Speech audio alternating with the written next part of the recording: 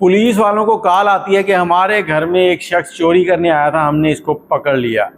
लेकिन अंदर की बात क्या थी वो कुछ और ही निकली। अस्सलाम वालेकुम, कैसे हैं आप लोग। मैं हूं आपके साथ अदनान और आज पंजाब के एक गांव में होने वाला एक वाकया आपसे शेयर करने जा रहा हूं कि एक सरकारी अफसर किस तरह से एक लड़की के चुंगल में फंसा और फिर लड़की ने कैसे उससे मुंह फेरा।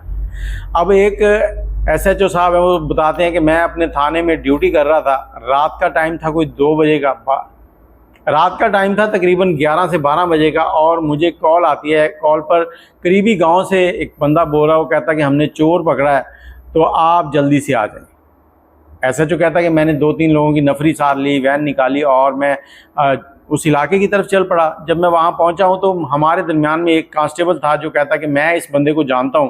तो कहता हमने किसी से भी नहीं पूछा, हम सीधे उसके घर के सामने गए, वहाँ जाकर गाड़ी खड़ी की, दरवाज़ा नॉक किया, लाइटें बंद थी। जैसे ही हमने दरवाज़ा नॉक किया तो अंदर लाइट जली और एक जवान आया बाहर। उसने कहा कौन, हमने कहा पुलिस। तो उसने दरवाज़ा खोल दिया, हमें अंदर ले गया। जब हम अंदर गए तो हमने कहा कहाँ है चोर। उस घर में एक नीम का दरख्त था और उस दरख्त के साथ उस बंदे को बांध कर रखा हुआ था। ये SHO कहते हैं कि जैसी मेरी उस पर नज़र पड़ी तो मैंने उनसे कहा कि साहब बहादुर आप इधर किधर। तो वो बंदा कहता कि सर मैं यहाँ पर किसी और वजह से आया हूँ, और जबकि वो घर वाले जो थे वो कह रहे थे ये चोरी करने आया। अब वो सारा मामला पूछा, पहले उस नीम के साथ जिसको बांध रखा था उससे पूछा। उसने कहा जी सबसे पहले तो मुझे यहाँ से खोलें, नीचे चिंटियाँ हैं, चिंटे हैं जो कि मकोड़े, वो मुझे काट रहे हैं और मैं इस वक्त बहुत अजियत में हूँ। पिछले 1 घंटे से मैं यहीं पर बंधा हुआ हूँ, हाथ भी मेरे बंधे हुए हैं, तो मैं तो उन चिंटियों को रोक भी नहीं पा रहा। और उसके बाद उसको खोला जाता है और खोलने के बाद पहले घर वालों की बात सुनी जाती है। तो घर वाला जो सरबराह था वो कहता कि मैं आज कहीं से आया था, शाम को मैं लेट था और थका हुआ था। मेरी चारपाई अमूमन पंखे के पास होती है, लेकिन आज मैंने इन सबसे कहा कि मैं थका हुआ हूँ, मेरा पंखे के सामने सोने को दिल नहीं कर रहा, तो मेरी चारपाई जो है वो सबसे आखिर में डाल दो और तुम लोग सो जाओ। उसके बाद कहते हैं कि हम सो गए। रात का टाइम था तो मुझे लगा कि जैसे कोई दीवार के ऊपर से आया, तो मैंने समझा कि कोई बिल्ली या कोई जानवर होगा, उसकी आवाज़ है। तो मैंने थोड़ी सी आँख खोली, उसके बाद फिर आँख बंद कर ली और जस्ट 2-3 मिनट के बाद हमारा ये पंखा जो है, ये पेडिस्टल फैन जो है, ये चल रहा था। हम सेन में सोए हुए थे तो ये चल रहा था, ये नीचे गिरा है। जैसे ये नीचे गिरा तो मैंने देखा कि ये शख्स यहाँ पर खड़ा है, तो मैंने इसको पकड़ लिया। ये चोरी करने आया था, ये तो पंखे में फंस गया और पंखा गिर गया, मैंने इसको पकड़ लिया, वरना ये कुछ चुरा के ले जाता। अब ये सारी बात उसकी सुनी और उसके बाद SHO साहब कहते कि मैं उस बंदे के साथ गया हूँ, उसको एक साइड में ले गया। उससे मैंने पूछा कि भाई मसला बताओ। कहता जैसे ही मैंने उससे मसला पूछा तो उसने कहा जी ये पुरानी बात है जब टेलीफोन नहीं होते थे। तो उसने कहा जी मेरी इस घर की जो लड़की है उसके साथ बात चल रही थी और वो फ़लाँ जगह से रोज़ाना गुजरती है। तो उसने कहा था कि आज मेरे वालिद जो हैं वो घर पे नहीं है और सबसे आखिरी चारपाई मेरी होगी, तो तुम मुझे आकर जगा लेना, हम बैठ के बातें करेंगे एक साइड पे जाके। तो कहता कि मैं उसी के कहने पर इस घर में आया हूँ और जैसे ही मैं घर के अंदर दाखिल हुआ हूँ तो मुझे पंखे की तार अंधेरे की वजह से नज़र नहीं आई और मैं आकर पंखे में फंस गया।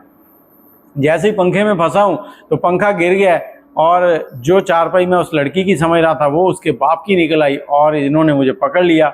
पकड़ने के बाद ये हमसाए भी आ गए, ये भी आ गए, इन्होंने मुझे अच्छी तरह से मारा और मारने के बाद इस दरख्त के साथ बांध दिया है।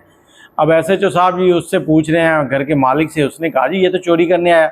और उधर जब घर वालों को बताया कि आपकी लड़की का चक्कर है, तो लड़की जो है वो पाँव पे पानी ना पड़ने दे, उसने तो वो तूफ़ान बर्पा किया। उसने जाकर इस बंदे को 2-4 चपेड़ें भी मार दी कि ये मुझे बदनाम कर रहा है अपने आप को बचाने के लिए।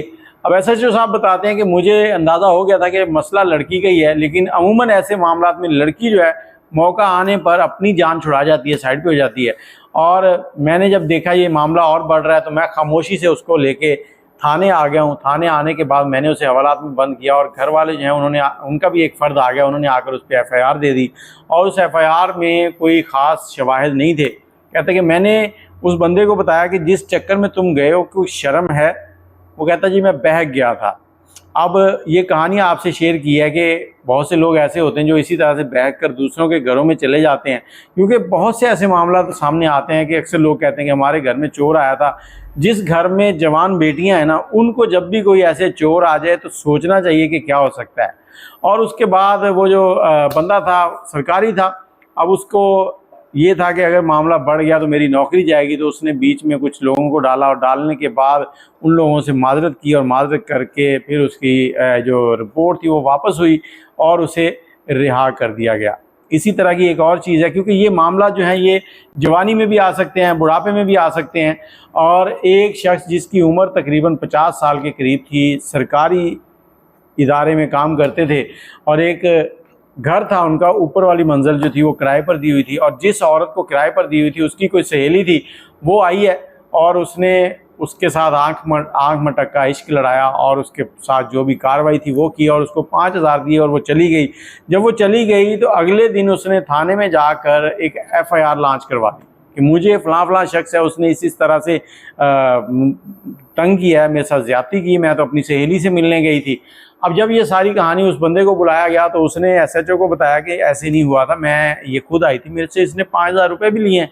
तो SHO कहता जी अब तो मामला ये है कि जो वो बता रही उसी को देखा जाएगा, आपकी बात तो बाद में देखी जाएगी। वो जी आपने ऐसे क्यों किया? कहता जी मैं बहक गया था, बरगला लिया था, मुझे शैतान आ गया था, ये था वो था। लेकिन वहाँ पर उसकी इज़्ज़त ख़राब हो गई।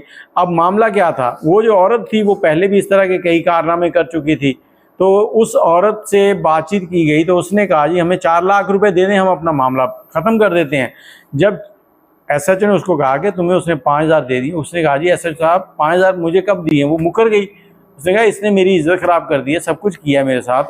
तो आखिरकार बारगेनिंग होने लगी और जो 4 लाख से कहानी चली थी वो 4 लाख की बजाय 30,000 रुपये आगे ख़त्म हुई। 30,000 रुपये उसने दिए और देने के बाद उससे जान छुड़ाई और अपनी इज़्ज़त बचाने के चक्कर में शायद अगर वो ज़्यादा अट जाते तो 4 लाख भी दे देता। लेकिन यहाँ पर जो जुराइम पेशा लोग होते हैं ना, उनको भी यही होता है कि मामला ज़्यादा ना तूल पकड़े, जहाँ दरमियान में जाके टक लग जाए वहीं पे ओके करो और अपने पैसे पकड़ो और निकल जाओ। ये 2 कहानियाँ थी, एक जवान लड़का था, एक बूढ़ा था। तो इस तरह के मामला जो है जवान और बूढ़े जो हैं वो करते ही रहते हैं। तो आप लोगों को बताने का मकसद सिर्फ ये है कि हमेशा एहतियात करें। इज़्ज़त बनाने में सालों लग जाते हैं, जाते वक्त एक लम्हा होता है कि जो आपकी सारी इज़्ज़त मिट्टी में मिला जाता है और आप किसी को मुंह दिखाने के काबिल नहीं रहते। बाकी आप इस तरह की कहानी हमसे शेयर करना चाहते हैं तो नंबर है 03002520 629। दुआ में याद रखिएगा। अल्लाह हाफ़िज़।